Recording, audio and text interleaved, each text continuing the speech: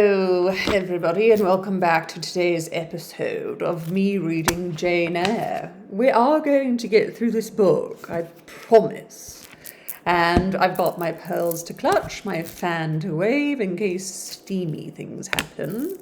And it has been a while since I've read, but I do remember last time we left Jane Eyre in quite the dire straits. Welcome to my new corner of the internet, where I'll be reading today chapter 29 of Jane Eyre. She was desolate. She was letting nature bathe her in all of nature's comforts. She was finding shelter in rocks because she ran away from Mr. Rochester after he told her, hopefully, finally, the whole truth of his life, I guess.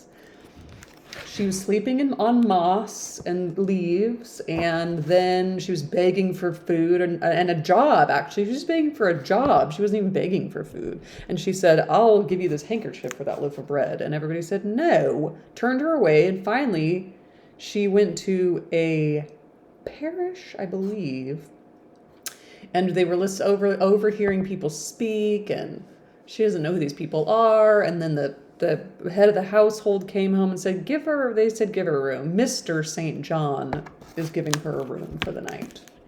And that is where we left off. There was Hannah, who was bad at her accent. I don't know what Yorkshire accent, apparently. And then we had Mary and Diana and Mr. St. John. And these are the new characters on page 388. We've got new characters out of the few pages left. 520. Ugh. Chapter 29. Here we go. The recollection of about 3 days and nights succeeding this is very dim in my mind. I can recall some sensations felt in that interval, but few thoughts framed and no actions performed. I knew I was in a small room and in a narrow bed. To that bed I seemed to have grown. I lay on it motionless as a stone, and to have torn me from it would have been almost to kill me. I took no note of the lapse of time, of the change from morning to noon, from noon to evening. I observed when anyone entered or left the apartment. I could even tell who they were. I could understand what they said when the speaker stood near to me, but I could not answer.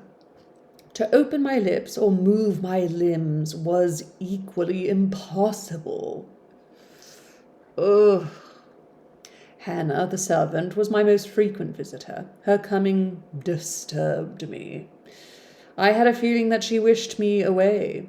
Yeah, she was the one that turned her away in the first place. She said, not a beggar like you, not in this house. And then the master came home and said, what are we doing turning people away? Hannah. I had a feeling she wished me away, that she did not understand me or my circumstances, that she was prejudiced against me. Diana and Mary appeared in the chamber once or twice a day. They would whisper sentences of this sort at my bedside. It is very well we took her in. Yes, she would certainly have been found dead at the door in the morning. Had she been left out all night? I wonder what she had gone through. It's good to be curious. It's good to be curious and not prejudiced. Strange hardships, I imagine. Poor, emaciated, pallid wanderer.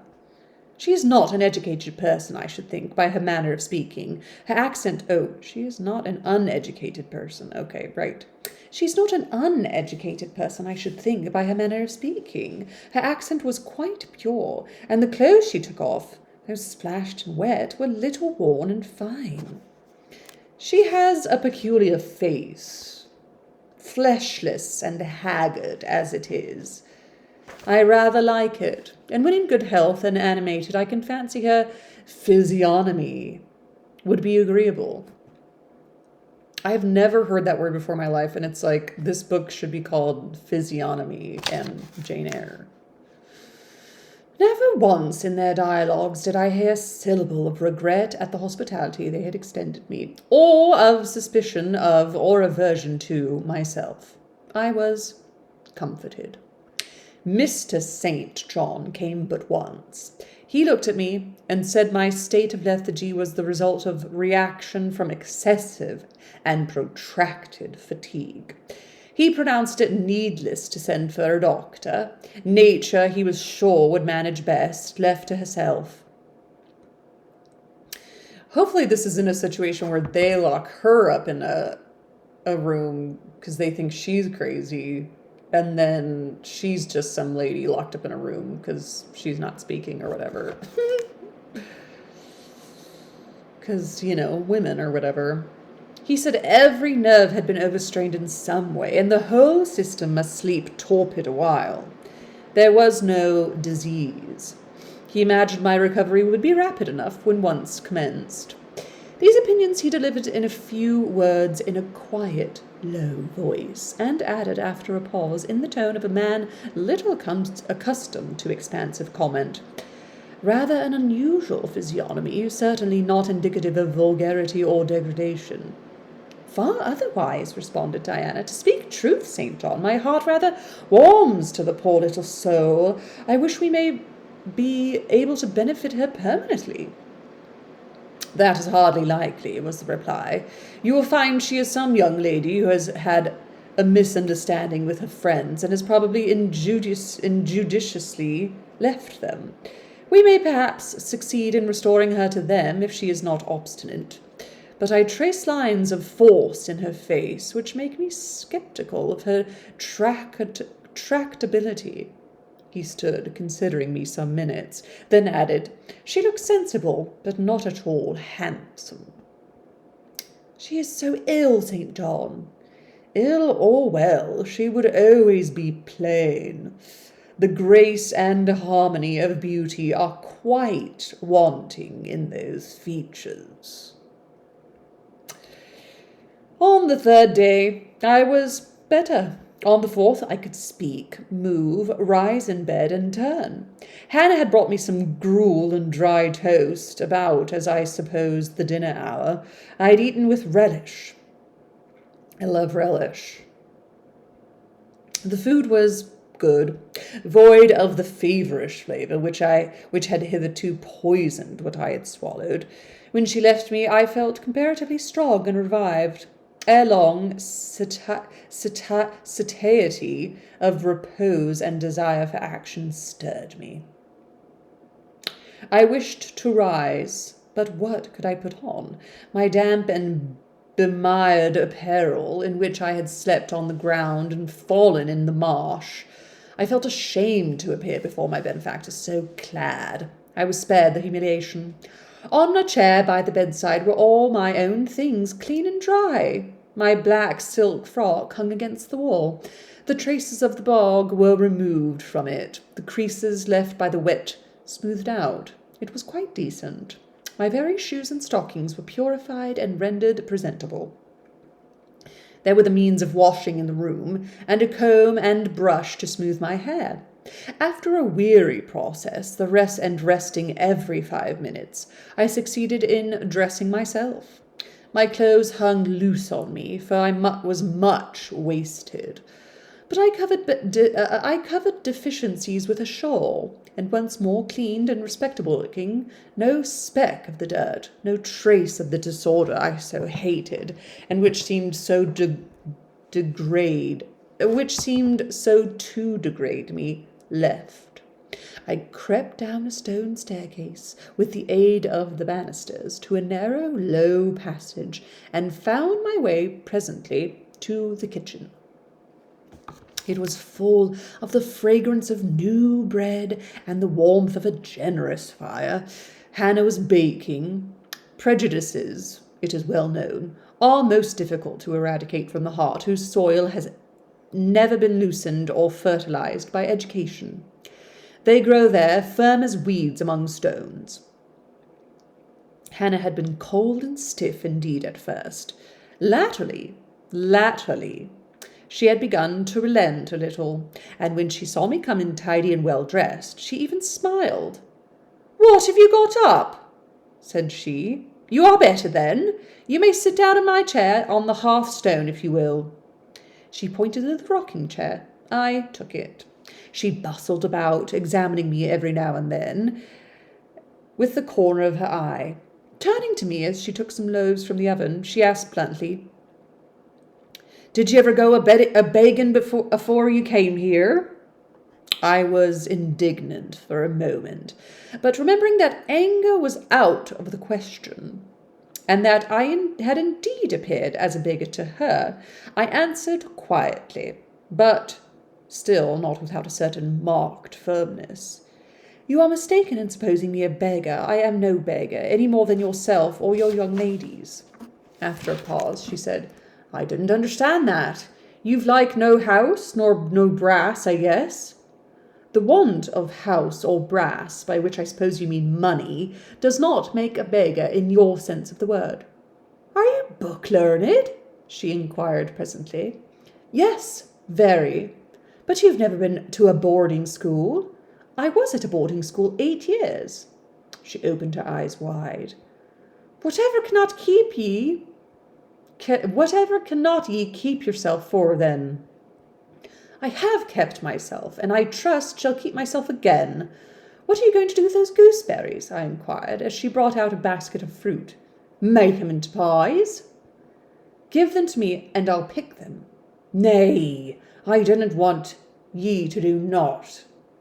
"But I must do something. Let me have them." She consented, and she even brought me a clean towel to spread over my dress, lest, she said, I should mucky it. "You've not been used to servant work, I see by your hands," she remarked. Happen you've been a dressmaker?"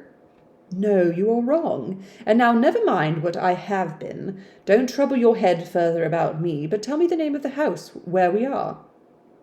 "Some calls it Marsh End, and some calls it Moor House." "And the gentleman who lives here, he's called Mr. St. John?" "Nay, he doesn't live here. He is only staying a while. When he is at home, he's in his own parish at Morton." "That village a few miles off?" "Aye. And what is he?" "He's a parson." I remembered the answer of the old housekeeper at the parsonage when I had asked to see the clergyman. This, then, was his father's residence. Aye, old Mr. Rivers lived here, and his father and grandfather and great-grandfather before him. The name, then, of that gentleman is Mr. St. John Rivers. Aye, St. John is like his Christian name. And his sisters are called Diana and Mary Rivers. Yes, their father is dead. Dead 3 weeks, since of a stroke. They have no mother? The mistress has been dead a mony a year. This mony a year. Have you lived with the family long? I've lived here 30 year. I nursed them all 3. That proves you must have been an honest and faithful servant. I will say so much for you, though you have had the incivility to call me a beggar. She again regarded me with a surprised stare. "I believe," she said, "I was quite mistaken in my thoughts of you, but there's so many cheats goes about. You, mum, forgive me. And though," I continued rather severely, "you wished to turn me from the door on a night when you should not have shut out a dog. Well, it was hard, but anybody do. What can a body do? I thought more of the children nor of myself, poor things. They've like nobody to take care of 'em but me. I'm like to look sharpish." I maintained a grave silence for some minutes. "You mustn't think too hardly of me," she again remarked. "But I do think hardly of you," I said, "and I'll tell you why. Not so much because you refused to give me shelter or regarded me as an impostor, as because you just now made it a species of reproach that I had no brass and no house. Some of the best people that ever lived have been as destitute as I am, and if you are a Christian, you ought not to consider poverty a crime." "No more I ought," said she. "Mr. St. John tells me so too, and I see I were wrong. But I've a clear different notion of you now to what I had. You look a right down decent little crater." "That will do. I forgive you now. Shake hands." She put her flowery and horny hand into mine. Another and heartier smile illumined her rough face, and from that moment we were friends. Hannah was evidently fond of talking. While I picked the fruit and is she going to talk this whole time with her accent? Okay, so I'm sorry ahead of time. And she made the paste for the pies. She proceeded to give me sundry details about her deceased masters and mistress, and the childer, as she called the young people. Old Mr. Rivers, she said, was a plain man enough, but a gentleman, and of as ancient a family as could be found. Marsh End had belonged to Rivers ever since it was a house. And it was, she affirmed, a bone 200-year-old, for all it looked but a small humble place, not to compare with Mr. Oliver's grand hall down in Morton Vale. But she could remember Bill Oliver's father, a journeyman needle-maker, and the river were gentry, aye thou days o' the Henrys, as anybody might see by looking into the registers. Morton's church vestry. Still, she allowed, the old maister was like other folk, not much like out common way, stark mad shooting and farming and such like. The mistress was different. She was a great reader and studied a deal, and the bairns had taken after her. There was nothing like them in these parts, nor ever had been.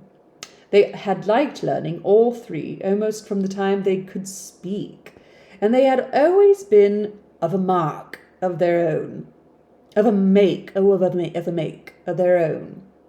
Mr. St. John, when he grew up, would go to college and be a parson, and the girls, as soon as they left school, would seek places as governesses, for they had told her their father had some years ago lost a great deal of money by a man he trusted, turning bankrupt. Dun, dun, dun. And as he was now not rich enough to give them fortunes, they must provide for themselves.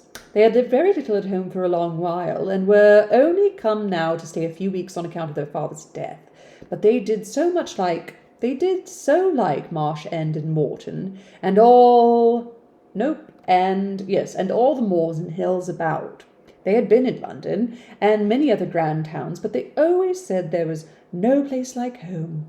And then they were so agreeable with each other, never out nor thripped. I am going to look that up in the back because it's just one little quote and it says thripped. Quarreled. Oh, there's no place like home. When was Wizard of Oz created? Stole it.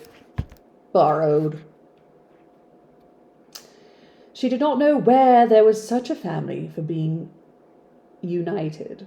She did not know where there was such a family for being united. She did not know where there was such a family for being united. Having finished my task of gooseberry picking, I asked where the two ladies and their brother were now. Gone over to Morton for a walk, but they would be back in half an hour for tea. They returned within the time Hannah had allotted them.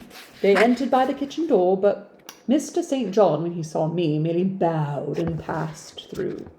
The two ladies stopped. Mary, in a few words, kindly and calmly expressed the pleasure she felt in seeing me well enough to be able to come down. Diana took my hand. She shook her head at me. You should have waited for my leave to descend, she said. You look very pale and thin. Poor child, poor child. Diana had a voice toned to my ear, like the cooing of a dove. She possessed eyes whose gaze I delighted to encounter. Her whole face seemed to me full of charm. Mary's countenance was equally intelligent, her features equally pretty, but her expression was more reserved, and her manners, though gentle, more distant. Diana looked and spoke with a certain authority. She had a will, evidently. It was my nature to feel pleasure in yielding to an authority supported like hers, and to bend, where my conscience and self-respect permitted, to an active will. And what business have you here? She continued. It is not your place. Wait, did I? Yeah. And what business have you here? She continued. It is not your place. Mary and I sit in the kitchen sometimes because at home we like to be free, even to license. But you are a visitor and must go into the parlour. I am very well here. Not at all, with Hannah bustling about and covering you with flour. Besides, the fire is too hot for you, interposed Mary. To be sure, added her sister. Come, you must be obedient. And still holding my hand, she made me rise and led me into the inner room. Sit there, she said, placing me on the sofa. While we take off your things, nope, while we take our things off and get the tea ready. It is another privilege we exercise in our little moorland home to prepare our own meals when we are so inclined, or when Hannah's baking, brewing, washing, or ironing. She closed the door, leaving me solus with Mr. St. John, who sat opposite, a book or newspaper in his hand. I examined first the parlour and then its occupant. The parlour was a rather small one, very plainly furnished, yet comfortable, but clean and neat. The old-fashioned chairs were very bright, and the walnut wood table was like a looking-glass. A few strange antique portraits of the men and women of other days decorated the stained walls. A cupboard with glass doors contained some books, and an ancient set of china. There was no superfluous ornament in the room. Not one modern piece of furniture, save a brace of work-boxes and a lady's desk in rosewood, which stood on a side table. Everything, including the carpet and curtains, looked at once well worn and well saved. Mr. St. John, sitting as still as one of the study pictures on the walls, keeping his eyes fixed on the page he perused, and his lips mutely sealed, was easy enough to examine. Had he been a statue instead of a man, he could not have been easier. He was young, perhaps from 28 to 30, tall, slender. His face riveted the eye. It was like a Greek face, very pure in outline, quite a straight classic nose, quite an Athenian mouth and chin. It is seldom, indeed, an English face comes so near the antique model as his did, the antique model. He might well be a little shocked at the irregularity of my lineaments, his own being so harmonious. His eyes were large and blue, with brown lashes. His high forehead, colourless as ivory, was partially streaked over by careless locks of fair hair. This is a gentleman delineation, is it not, reader? Yet he whom it describes scarcely impressed one with the idea of a gentle, a yielding, an impressible, or even of a placid nature. Quiescent, as he now sat. There was something about his nostril, his mouth, his brow, which to my perceptions indicated elements within, either restless or hard or eager. He did not speak to me one word, nor even direct me one glance, till his sisters returned. Diana, as she passed in and out in the course of preparing the tea, brought me a little cake, baked on top of the oven. Eat that now, she said. You must be hungry. Hannah says you have had nothing but some gruel since breakfast. I did not refuse it, for my appetite was awakened and keen. Mr. Rivers now closed his book, approached the table, and as he took a seat, fixed his blue pictorial-looking eyes full on me. There was an unceremonious directness, a searching, decided steadfastness in his gaze now, which told that intention, and not diffidence, had hitherto kept it averted from the stranger. You are very hungry, he said. I am, sir. It is my way, it always was my way by instinct, ever to meet the brief with brevity, the direct with plainness. It is well for you that a low fever has forced you to abstain for the last 3 days. There would have been danger in yielding to the cravings of your appetite at first. Now you may eat. though still not immoderately.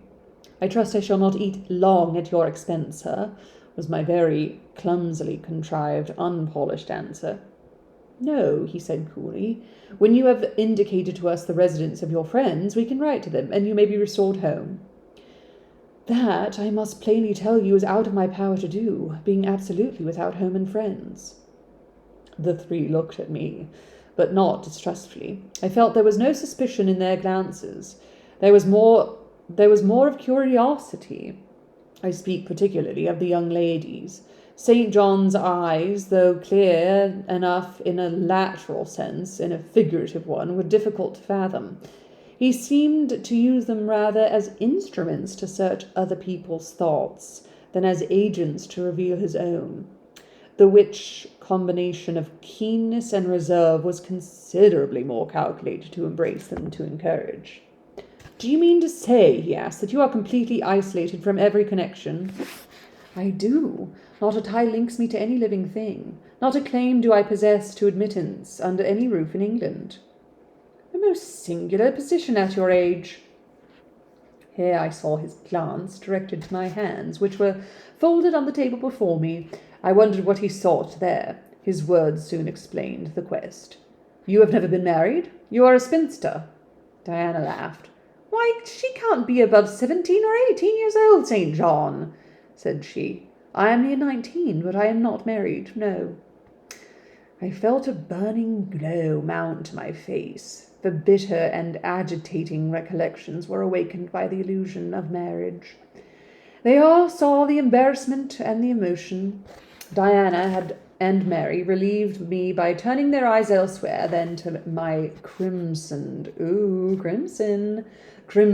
visage. I am really bad at remembering things, but who was the friend? Was it a Rivers? Who was the friend that came? I know I'm not going to just find it by... Who was the friend who came to Mr. Rochester, who's his sister is the kind of crazy lady? Are we supposed to know who Mr. John Rivers is? Oh, this is so hard to look back, huh? Eliza, okay. There's Eliza. Sorry, I just have to know who this guy is. Georgiana, Oh, no, not that part. John Rivers, let me just look it up real quick. Yikes. John Rivers, Jane Eyre,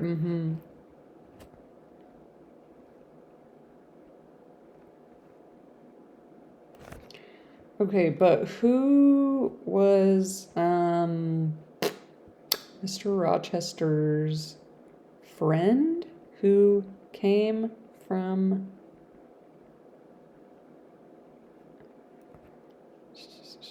What was his name? Oh, Mason. Richard Mason.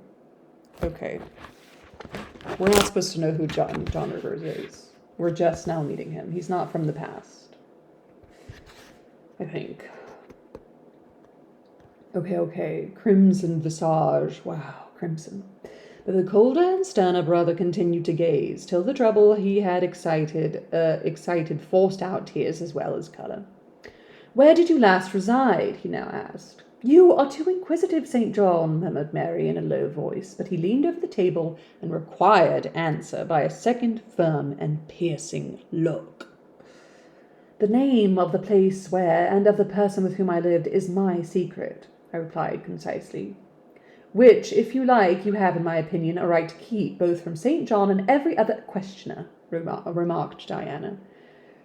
Yet, if I know nothing about you or your history, I cannot help you, he said. And you need help, do you not? I need it, and I seek it so far, sir, that some true philanthropist will put me in the way of getting work which I can do, and the remuneration for which will keep me, if but in the barest necessaries of life. I know not whether I am a true philanthropist, yet I am willing to aid you in the utmost of my power in a purpose so honest. First, then, tell me what you have been accustomed to do, and what you can do. I had now swallowed my tea. I was mightily refreshed by the beverage, as much so as a giant with wine. It gave new tone to my unstrung nerves, and enabled me to address this penetrating young judge steadily. Mr. Rivers, I said, turning to him and looking at him as he looked at me, openly and without diffidence, you and your sisters have done me a great service, the greatest man can do his fellow being. You have rescued me by your noble hospitality from death. This benefit conferred gives you an unlimited claim on my gratitude, and a claim, to a certain extent, on my confidence. I will tell you as much of the history of the wanderer you have harboured as I can tell without compromising my own peace of mind, my own security, moral and physical, and that of others. I am an orphan, the daughter of a clergyman. My parents died before I could know them. I was brought up a dependent, educated in a charitable institution. I will even tell you the name of the establishment where I passed 6 years as a pupil and 2 as a teacher, Lowood Orphan Asylum, Shire. You will have heard of it, Mr. Rivers. The Reverend Robert Brocklehurst is the treasurer. I have heard of Mr. Brocklehurst, and I have seen the school. I left Lowood nearly a year since to become a private governess. I obtained a good situation and was happy. The place I was obliged to leave 4 days before I came here. The reason of my departure I cannot and ought not to explain. It would be useless, dangerous, and would sound incredible. No blame attached to me. I am as free from culpability as any one of you 3. Miserable I am, and must be for a time, for the catastrophe which drove me from a house I had found a paradise was of a strange and direful nature. I observed but 2 points in planning my departure, speed and secrecy. To secure these, I had to leave behind me everything I possessed except a small parcel, which in my hurry and trouble of mind I forgot to take out of the coach that brought me to Whitcross. To this neighbourhood, then, I came, quite destitute. I slept 2 nights in the open air, and wandered about 2 days without crossing a threshold. But twice in that space of time did I taste food, and it was when brought by hunger, exhaustion, and despair almost to the last gasp, that you, Mr. Rivers, forbade me to perish of want at your door, and took me under the shelter of your roof. I know all your sisters have done for me since, for I have not been insensible during my seeming torpor, and I owe to their spontaneous, genuine, genial compassion as large a debt as to your evangelical charity. Don't make her talk any more now, St. John, said Diana, and as I paused. She's evidently not fit for excitement. Come to the sofa and sit down now, Miss Elliot. I gave an involuntary half-start at hearing this alias. Oh, she's Jane Elliot, that's right. I had forgotten my new name. Mr. Rivers, whom nothing seemed to escape, noticed it at once. You said your name was Jane Elliot, he observed. I did say so, and it is the name by which I think it expedient to be called at present. But it is not my real name, and when I hear it, it sounds strange to me. Your real name you will not give? No, I fear discovery above all things, and whatever disclosure would lead to it, I avoid. You are quite right, I am sure, said Diana. Now do, brother, let her be at peace a while. But when St. John had mused a few moments, he recommenced an imperturbability. He